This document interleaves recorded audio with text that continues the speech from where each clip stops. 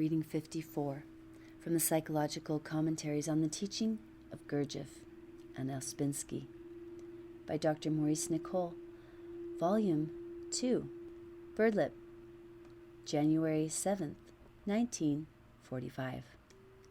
Commentary on Memory, Part 2. In the first part of this commentary, it was said that everything is arranged in the right order as regards memory, and that everything is there, all that you have said and done and thought and felt and sensed. Everything is all there, and in the right order, and in the right scale.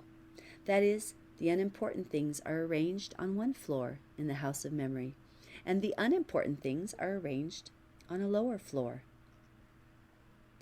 But it was also said that we have our own wrong arrangement of memory. This means that we have a wrong memory, although there is a real memory already stored up in us in the right order. To understand this, we must realize that we are between the external world coming in through our senses and the internal world, which is governed by higher centers. Although we are not in contact with higher centers, and cannot possibly be at present, yet because higher centers are continuously at work in us, they arrange our life in the right order, whereas our personality arranges everything in the wrong order. We have, therefore, two memories, our own memory and deeper and far more internal, our full memory. When we observe ourselves and begin to doubt our way of remembering our lives, when we begin to move in a more internal direction, we inevitably come up against an entirely different form of remembering our lives. We begin to realize that our way of remembering our lives is entirely wrong. We think of ourselves in a certain way, but behind this personal thinking there is another thinking, because of the action of higher centers, which are all the time rearranging the incidents of our lives in another order and on another scale.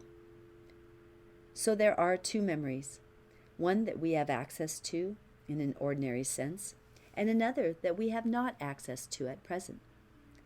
Let us call these two memories external and internal. In the external memory, everything is arranged as you think it should be from mechanical personality, from your buffers, prejudices, attitudes, opinions, and self-love, self-interests, identifications, worries. This is your external memory. But you have also an internal memory in which everything is arranged quite differently. All your personality, life memory is recorded in this internal memory quite differently and in the right order. When real conscious begins to awaken, you begin to feel this interior memory in which everything is rightly arranged for you, so that you see everything in a different light. This begins when imaginary I begins to die. That is, when false personality becomes weakened and one no longer has the same feeling of oneself. In the interior memory, everything is recorded, but on the right scale and in the right order. In the external memory, everything is recorded on the wrong scale and in the wrong order, according to your false personality, from small grievances, etc. You all remember the work parable, which compares us with a driver, a horse, and a carriage. You remember that the driver is asleep in a public house. This means, of course, that he is full of imagination about himself and full of ideas and boasting and so on. And outside this public house stands his horse and carriage in very bad condition. The driver must first awaken and leave the public house and stop spending his money there. Now, from one angle, this driver who is drunk in the public house is a man with an entirely wrong memory of himself. When he wakes up, he ceases to boast of himself. He no longer feels that he is anybody at all, and he feels he has some other task. You probably have all noticed how you boast, how you justify, how you keep up your ordinary feeling of yourselves, your merit, your individual excellence, your superiority, your thank Godness, and how with all these self-intoxicated feelings you cannot really touch the work, nor understand what it is all about. You hear very often that personality must be made passive without seeing where this acquired artificial thing, which has its own quite wrong memory, is concerned. When a man is very much under his personality and feels very strongly his own virtues, he is comparable with this driver sitting in the public house, intoxicating himself with his own imagination about himself. And this intoxication will give him a certain kind of memory for himself, and this memory will be a deranged memory, not an arranged memory. Yet, at the same time, there is always more internally a memory of everything that is being recorded for you, which is arranged in the right order. You all know how we invent, how imagination works in the sphere of memory, arranges things in its own way. And perhaps some of you know already how deeper self-observation makes us gradually acquainted with this false memory and makes us gradually realize that it is entirely acquired, entirely invented, and has no relation to facts about oneself. One is not the person one imagines oneself to be, nor is one's past life what one has imagined it to be. Only self-observation carried out with real affection can show you this. You can adapt to the work, and if you are clever, you can give every appearance of working, but you are merely adapting. And on one occasion, Mr. O said that it was quite useless to adapt to this work as you would adapt to any situation in life. If any of you think you can merely adapt to the work, you will find sooner or later that you are no longer in the work, and in fact that you have never been in the work. Now this change of memory necessary in the work can only come about, as was said, by self-observation done sincerely and done according to the directions that the work gives us. If this is done, then a new kind of memory of your past life begins. You become a witness of a very strange effect, namely that the whole of your past life begins to be changed for you. The reason is that every particle of memory begins to be ordered in the right way. You begin to know for certain that there is another interpretation of your past, and it has always been there, only you have not been conscious of it. And this means that there is another memory that has been acting on you without your knowing, and that has never tried to speak to you in any violent form. You realize with a certain, shall I say, agony, that it was not so, that it never happened like that it is not true. And this word that I use is not wholly a painful thing. All enlargement of consciousness is a kind of agony, but has its own sense of release from prison, its own feeling of freedom. I would say that our ordinary memories, based on how we have always taken things, how we have thought certain things were right and certain things wrong, constitute one of our greatest imprisonments. Are we not imprisoned in our personal memories? What does transformation mean? All psychological transformation means to take things in a new way. And unless we can take things in a new way, how can we escape from our own prisons, which so much depend on memory of the past and on the way that we are taking everything at this moment, quite mechanically, thinking it is the only way to take everything? Once more, I remind you that this work is about thinking in a new way. Have you tried to remember in a new way? Everyone is a result of his memory. Unless the work acts on you now like a ferment, you will be carrying on your life in this work in the same way that your personal memory has laid down for you. And so the past will create the future, and the future will be the same as the past. Why should this be so? It will inevitably be so because your reception of life and its incidents and events will always produce the same mechanical results. And so the tapestry of your life will continue to be woven in exactly the same way as in the past. If you have no self-observation, if you cannot act more consciously at a particular moment when things are difficult, you will continue to lay down in yourself the same pattern. You may flirt with the work, as many people do. You may think it is interesting, but remember that the work octave starts with evaluation as do, and application of the ideas to yourself as re. Certainly this is a big step. Remember that you are the subject of the work, you yourself. The work is not something outside you. It has to come into you, or you have to put it inside yourself and begin to live from it, and view everything that you do and think and feel from the power of the work. When this begins, your whole memory of everything, of yourself, of other people, of your past tribulations, and remember that everyone makes so many internal accounts in life that each person secretly feels that he or she only has tribulations, will begin to alter. This is psychological transformation. You may have heard that this work is sometimes called the good news. What is the good news of this work? Why is this work good news? Think what this means. Think, for example, of the phrase, "We have a right not to be negative." Is this good news? Is it good news to you to realize you are not the person you supposed yourself to be, and that you need not be bound down to this imaginary I, to this false personality? Is it good news to you to think that there is another meaning to life that will explain everything, and that you have in you, by creation, possibilities of reaching real I, something so utterly full of meaning when you begin to touch it, that none of the events of external life can drag you down? Is this good news or not?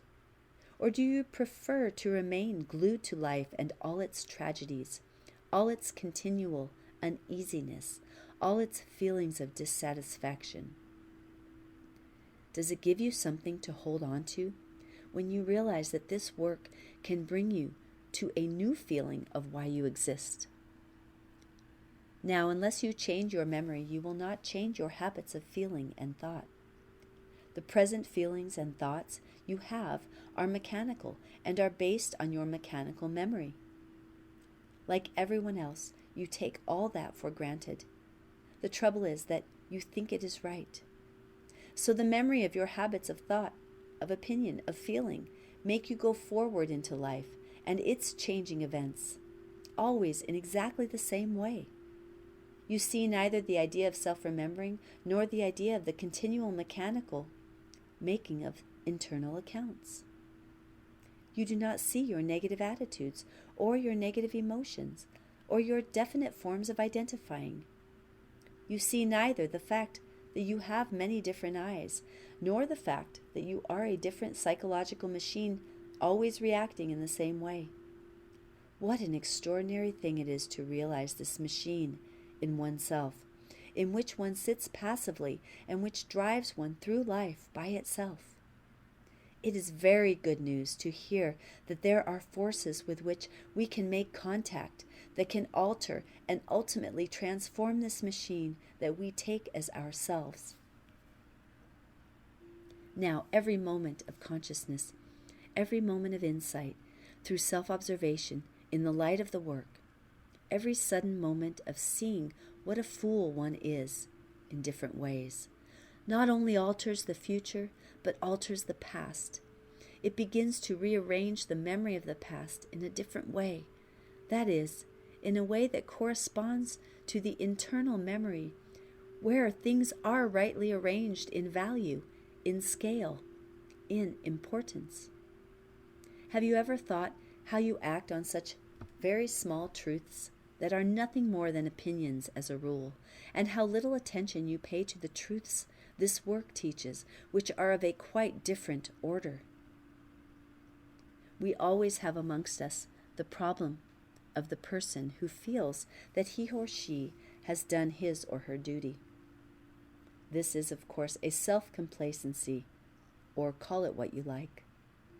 But when such people meet the work, it is useless to fall back on all that kind of memory.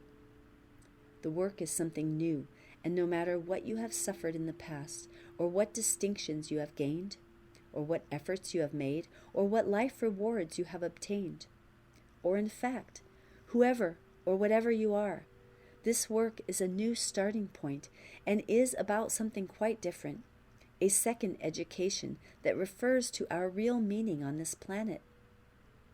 As you have heard, no one can interpret life in terms of itself. Life taken in terms of itself is meaningless. Think what this means. Do you believe it? Can you see life in a more whole way? Perhaps you have been personally lucky, but you can see the whole matter more deeply. But can you see the whole matter more deeply? Can you find any sense in life taken in terms of itself? Certainly, people often do not realize their own unhappiness, but I am not talking of this. I am talking from a work idea, namely that man is asleep, and that everything happens inevitably in consequence. If you think about this deeply enough, can you really say that you can interpret life in terms of itself? The work says that everyone who has magnetic center already knows, perhaps without knowing it, that life cannot be explained, cannot be interpreted in terms of itself. There must be something else added to life to give it right meaning. And here the work comes in with its own ideas of life on this earth and what man has to do with his life. Only when he gets another kind of knowledge about his meaning on this earth can life become a means of work. That is, a teacher. Life is not the teacher, but the work is the teacher in relation to what happens on the earth. This is good news. This enables us to take life as a means and not as an end. So all our troubles, all our tribulations, all the continual disharmony of everything begins to have a new meaning. Is every unpleasant event going to make us negative? Is every crisis going to make us identified? Is every trouble going to make us increase our internal accounts? Is every feature of life going to drag us down? Is every difficulty going to make us lose force?